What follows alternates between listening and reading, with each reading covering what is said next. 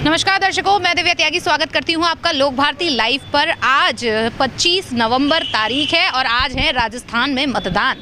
और जब राजस्थान के मतदान की बात हो और उत्तर प्रदेश छूट जाए, ऐसा तो हो ही नहीं सकता।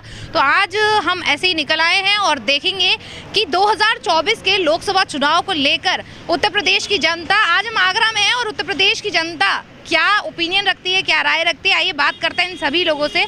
सर, आपका नाम? मेरा नाम अमन वर्मा है। अमन जी, 2024 लोकसभा चुनाव आने को हैं, आपकी क्या ओपिनियन है, क्या लगता है इस बार पल्ला किसका भारी होने वाला है? देखिए, पल्ले में की अगर हम बात करते हैं तो अगर देखा जाए तो एक तरफा ही वोट है। BJP is the number 1 candidate because उसके पास कैंडिडेट है, अदर किसी पार्टी के पास कोई कैंडिडेट भी नहीं है। अगर देखा जाए तो एक तरीके से बीजेपी विकास का कार्य कर रही है, इसमें कोई डाउट किसी भी लेवल पर नहीं है। चाहे वो आम जनता को, अगर हम बात करते हैं बहुत ही प्रैक्टिकल चीज़ देखने के लिए, तो बीजेपी एक पार्टी ऐसी है जिसने अपने आप को अपग्रेड किया, क्योंकि वो एक पार्टी है जो आज की डेट में एज अ मार्केटिंग के तौर पे काम करती है और उसको पता है मेरा कस्टमर कौन है, customer in the sense core voter कौन है, वो कोर वोटर के लिए अपना क्या करने वाली है, उसके पास प्लान ए और बी दोनों ही होता है, जिसकी वजह से आज की डेट में उसकी मार्केटिंग, जो लोग हैं उसको फॉलो करने वाले वो हमेशा बढ़े रहते हैं। और उसके विरोध में जो भी पार्टीज़ हैं, जो सेंट्रल लेवल की हम बात करते हैं, तो वहाँ कोई स्टैंड ही नहीं खड़ी होती, चाहे वो कांग्रेस हो और चाहे वो पूरा इनका जनता दरबार हो। ऐसा तो नहीं है, मतलब हर पार्टी का अपना एक मैनिफेस्टो होता है, हर पार्टी का अपना एक दावा होता है और हर पार्टी चुनाव के टाइम पे आके जैसी चुनावी सरगर्मियां बढ़ती हैं, अपने अपने दावों को लेकर ऊपर उठती हैं। तमाम लोगों के तमाम ओपिनियंस होते हैं। जैसे कि आपने कहा कि वो बीजेपी के बारे में, अगर आपने कहा कि वो कोर वोटर्स पे ध्यान देती है, तो आपको क्या लगता है कि बीजेपी का मेन कोर वोटर है कौन? आम आदमी। आम आदमी तो कोर वोटर है, लेकिन आम आदमी ही कहता है कि बीजेपी सरकार ने शुरुआत की थी उज्ज्वला योजना से और आज उसी सिलेंडर के रेट देखिए आसमान छू रहे हैं। देखिए, मैं आपकी बात से एग्री करता हूँ, बट एक चीज़ आप समझने की कोशिश कीजिए, जो पढ़ा लिखा आदमी है आज की डेट में, अब ये 1988 वाला भारत नहीं है जो अशिक्षा का प्रभाव ज़्यादा है। आज की डेट में शिक्षित लोग ज़्यादा हैं, उनको पता है कि मेरे को क्या मिलने वाला है, मेरे को क्या बेनिफिट है। आज की डेट में अगर नो डाउट सिलेंडर का रेट 900 से 1100 रुपये पहुंचा, लेकिन अगर आप देखेंगे तो लोगों की इनकम भी उसी हिसाब से इंक्रीज़ करी। वैन योर इंक्रीज तो डेफिनेटली परसेंट तो आपका इंक्रीज़ होना ही होना है। तो उसको मैं उस तरीके से नहीं जोड़ता। मैं आज की डेट में जोड़ता हूँ कि हमारा जो सबसे बड़ा खर्चा है जो आम आदमी का है, वो क्या है? दवाई, रोटी, पानी, मकान। मोदी जी ने तीनों दे दिए, उसके लिए अब आपको सर्वाइव करने की ज़रूरत नहीं है। आपके पास रोटी है, आपको मिलता है राशन, दवाई, प्रधानमंत्री की इतनी योजना है, आयुष्मान योजना ले लो, आपको दवाई, मतलब आज की डेट में आपको कैंसर जैसे इलाज के लिए भी पैसे जोड़ने की ज़रूरत नहीं है। और तीसरा, मकान फ्री बट रहे हैं उज्ज्वल योजना में। जब तीनों चीज़ फ्री मिल गई तो अब सिलेंडर, जो इनकम इंक्रीज हुई, उससे मैंने सिलेंडर खरीद लिया महंगा।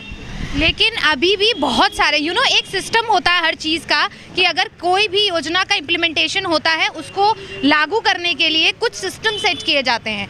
आपको नहीं लगता कि आम जनता तक वो जो सुख सुविधाएं एक गवर्नमेंट की तरफ से दी जानी चाहिए, वो अभी तक सही रूप में पहुंच नहीं पा रही? नहीं, मुझे ऐसा नहीं लगता। अगर मैं आज की डेट में ये जानता हूँ कि आम आदमी तक कोई भी चीज़ पहुँचना आज की डेट में बहुत आसान है, क्योंकि सब कुछ वाया नेट के थ्रू मिल रहा है।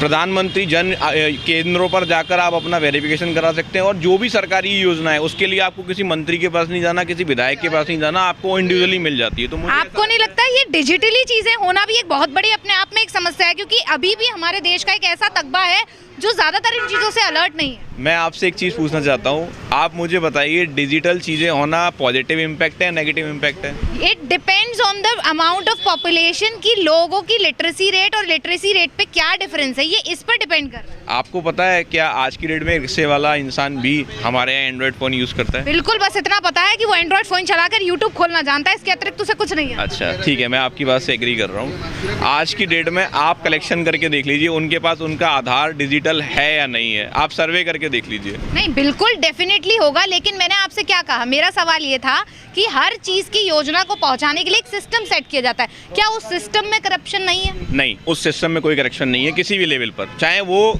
कोई, मैं किसी गवर्नमेंट की तारीफ नहीं करना चाह रहा, मैं एक आम आदमी। बट आप तो फुल ऑन मुझे बीजेपी सपोर्टर लग रहे हैं। मैं बीजेपी सपोर्टर नहीं हूँ, मैं आपको इंडिविजुअली बताता हूँ, बट मैं उसकी कुछ योजना को एक्सेप्ट करता हूँ एज अ एजुकेटेड पर्सन। मुझे ऐसा लगता है कि मैं अपना आपको पर्सनल व्यू देता हूँ। एजुकेशन पर अगर आपने बात की तो एजुकेशन पे एक टॉपिक मैं आपसे छेड़ना चाहूँगी कि हाल ही में अभी पेट का एग्जाम निकल कर गया है, उसका सिलेबस के बारे में आपको पता है कि कितना लोगों ने विरोध किया, एम्प्लॉयमेंट रेट कहाँ जा रहा है?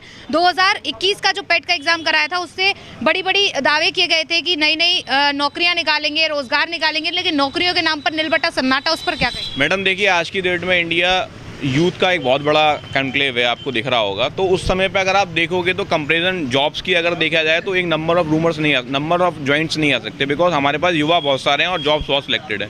तो वहाँ गवर्नमेंट के पास एक गैप है, बट मुझे लगता है अब गवर्नमेंट को इस 5 साल पे उसी पे काम करना चाहिए। और महंगाई के बारे में क्या कहेंगे? महंगाई मुझे नहीं लगता कि महंगाई है। मतलब आपकी इनकम है तो महंगाई नहीं है? नहीं, मेरी इनकम से महंगाई नहीं है। मुझे ऐसा लगता है मेरे जो इनकम से आज से मैं 5 साल पहले था, आज मैं उस पर 35 to 70% ग्रोथ पे हूँ एज़ पर द जो भी मैं वर्क करता हूँ अपना इंडस्ट्रियल कॉर्पोरेट इंडस्ट्री में। मुझे लगता है महंगाई शायद 30% बढ़ी, इसलिए मैं अपने फिलहाल सर तो हमें प्रॉपर बीजेपी सपोर्टर लगे। खैर उनका अपना एक ओपिनियन था। उन्होंने बताया कि हर सेक्शन में, हर तकबे में अलग अलग लोग हैं, अलग अलग लोगों की अलग अलग प्रॉब्लम्स है। अगर किसी गवर्नमेंट का कुछ पॉजिटिव इफेक्ट है तो कुछ नेगेटिव भी है। ठीक उसी प्रकार उनको ये लगता है, मतलब उनका लगता क्या है, उनकी बातों से इतना तो समझ आया कि भाई वो बीजेपी को फुल ऑन सपोर्ट करने वाले हैं और उनका मत, जो कीमती मत है, वो भी बीजेपी के पल्ले में ही गिरने वाला है।